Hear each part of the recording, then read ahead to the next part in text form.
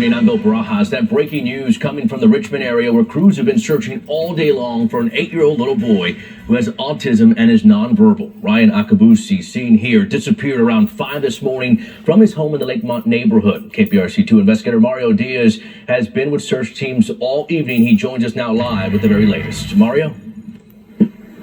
And Bill, the last time he was seen was on a surveillance camera from a neighbor's residence at about 5:37 this morning. All he had on was a pair of shoes as well as a lilac shirt. But now they are now still continuing to work into the night searching for this little boy. And let me show you what the elements are like right now here where I stand in Richmond in the Lakemont area. Imagine this situation right now. You have no lights on whatsoever as you search for this young boy. This is what it's like right now, working with spotlights and flashlights. That's it. And they've been working this retention pond behind me. We have video of it from earlier this evening where you actually were able to see the amount of work that was going on right around sunset.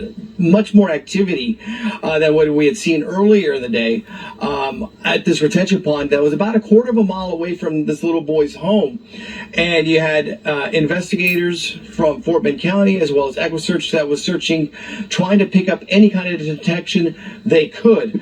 Of course, you have a huge family that's wanting this little boy to come home. I spoke with his mother earlier today. Here's what she had to say to me about the situation that she finds herself in. It was wearing a lilac shirt. This is him. He had this shirt on. If someone were to see him, Yes, and he's nonverbal, they can call his name. Call Ryan.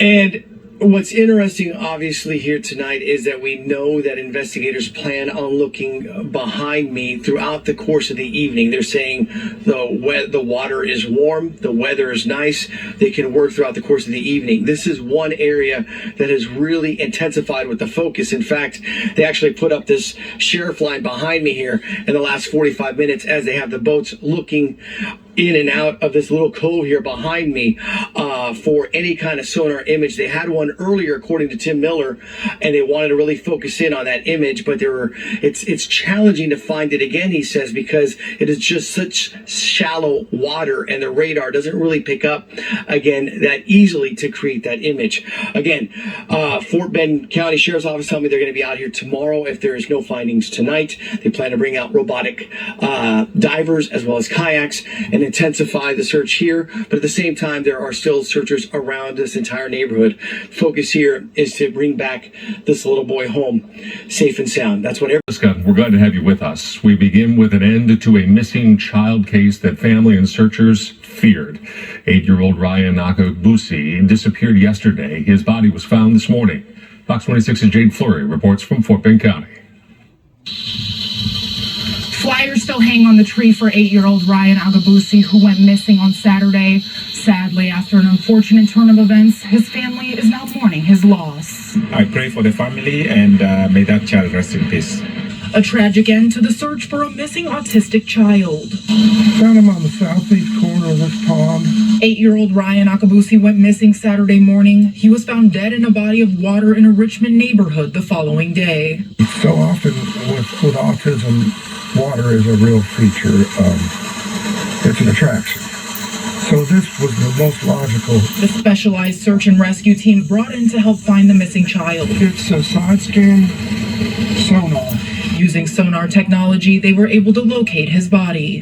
That water's 2.5 feet deep. Sonar, the return signal is so distorted in that shallow water. That was the biggest challenge. The community rallied together to support the family of Akagbusi and help in the search effort.